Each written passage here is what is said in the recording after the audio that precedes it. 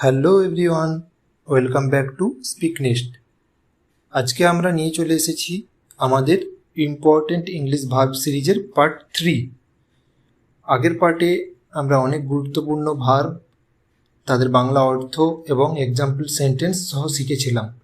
আর আজকে আমরা শিখব আরও নতুন কিছু ডেইলি ইউজ ইম্পর্টেন্ট ভার্বস, যেগুলো তোমার ইংলিশ স্পিকিংকে আরও সহজ এবং স্ট্রং করে তুলবে। তাই আগের মতোই ভিডিওটা স্কিপ না করে শেষ পর্যন্ত দেখো এবং প্রতিটি ভার্ব মনোযোগ দিয়ে প্র্যাকটিস করার চেষ্টা করো। So let's begin today's part 3। 51। আজকে আমরা 51 নম্বর ভার্ব থেকে শুরু করব। 51 নম্বরে আছে ডিসকভার। ডিসকভার মানে আবিষ্কার করা। Scientists discovered a new planet. Scientists discovered a new planet. বিজ্ঞানীরা একটি নতুন গ্রহ আবিষ্কার করেছেন। Number 52, discuss. ডিসকাস মানে আলোচনা করা। We discussed the problem yesterday. We discussed the problem yesterday. আমরা গতকাল সমস্যাটি নিয়ে আলোচনা করেছি। 53, ডু। ডু মানে আমরা সবাই জানি করা। I do my work honestly. I do my work honestly. আমি আমার কাজ সততার সাথে করি। Number 54, die. ডাই মানে মারা যাওয়া। Many fish died in the pond. Many fish died in the pond. পুকুরে অনেক মাছ মারা গিয়েছে বা মারা গিয়েছে। 55, ড্র। ড্র মানে আঁকা। The child drew a flower. The child drew a flower. শিশুটি একটি ফুল এঁকেছে। 56, ড্রিম। ড্রিম মানে স্বপ্ন দেখা। I dream the becoming rich. I dream the becoming rich. আমি ধনী হওয়ার স্বপ্ন দেখি। 57, ড্রিঙ্ক। ড্রিঙ্ক মানে পান করা। He drinks milk every morning. He drinks milk every morning. সে প্রতিদিন সকালে দুধ পান করে। 58, ড্রাইভ। ড্রাইভ মানে গাড়ি চালানো। My father drives carefully. My father drives carefully.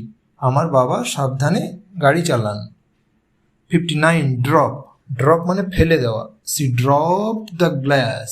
She dropped the glass. সে গ্লাসটি ফেলে দিয়েছে। Number 60, earn. আর্ন মানে উপার্জন করা। He earns a lot of money. He earns a lot of money. সে অনেক টাকা উপার্জন করে।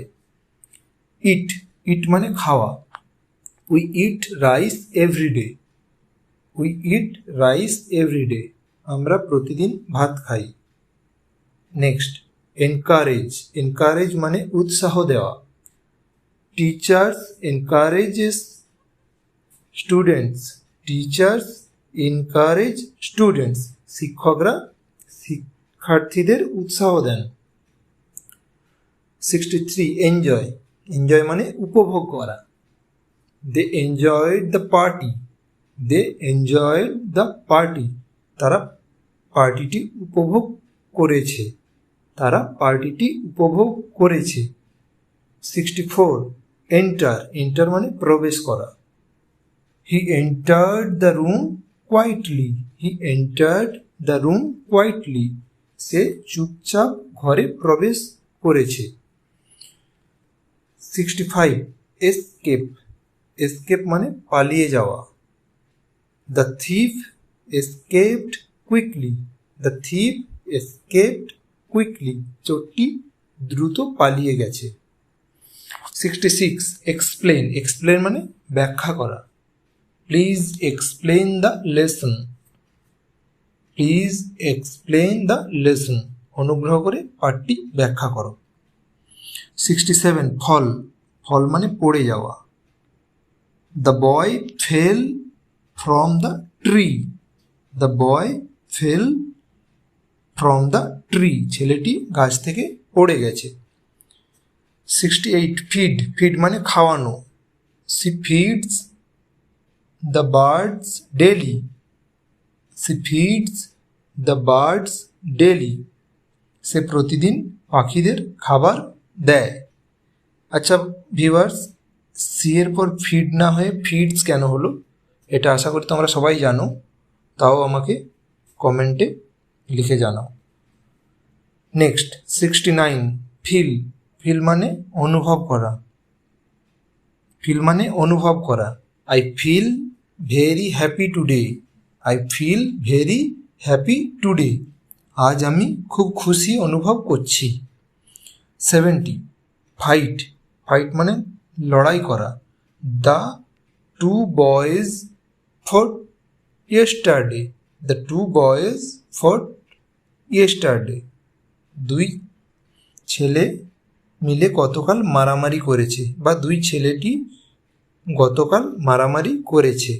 71 ফিল, ফিল মানে পূরণ করা।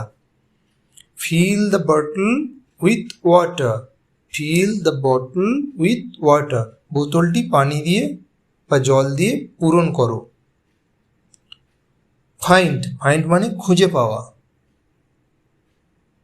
I found my lost pen, I found my lost pen, আমি আমার হারানো কলম খুঁজে পেয়েছি, আমি আমার হারানো কলম খুঁজে পেয়েছি। নাম্বার 73 ফিনিশ, ফিনিশ মানে শেষ করা। She finished her homework early, she finished her homework early, সে তাড়াতাড়ি তার বাড়ির কাজ শেষ করেছে। 74 ফ্লাই, ফ্লাই মানে উড়া। Birds fly in the sky, birds fly in the sky, পাখিরা আকাশে উড়ে। ফলো, 75 নম্বরে কি হচ্ছে, ফলো, ফলো মানে অনুসরণ করা। Follow your teachers advice, follow your teachers advice, তোমার শিক্ষকের পরামর্শ অনুসরণ করো। সো ভিউয়ার্স, আমরা আরও 25টি গুরুত্বপূর্ণ ইংলিশ ভার্ব শিখে ফেলেছি। আশা করছি তোমরা প্রতিটি ভার্বের বাংলা অর্থ এবং এক্সাম্পল সেন্টেন্স ভালোভাবে বুঝতে পেরেছো। তোমাদের কোন ভার্ব বা সেন্টেন্সটা সব থেকে ভালো লেগেছে কমেন্ট করে জানাও। আর যদি ভিডিওটা তোমাদের হেল্পফুল লাগে তাহলে অবশ্যই লাইক করো, কমেন্ট করো এবং জানাও তোমরা কোন ভার্ব সবচেয়ে বেশি পছন্দ করেছো। এবং প্রতিদিন এভাবে সহজে ইংলিশ শেখার জন্য স্পিকনেস্ট চ্যানেলটি সাবস্ক্রাইব করে রাখতে পারো। চলো আবার দেখা হবে এই সিরিজের পরবর্তী part 4-এ। Until then, keep learning and keep practicing English. Thanks for watching.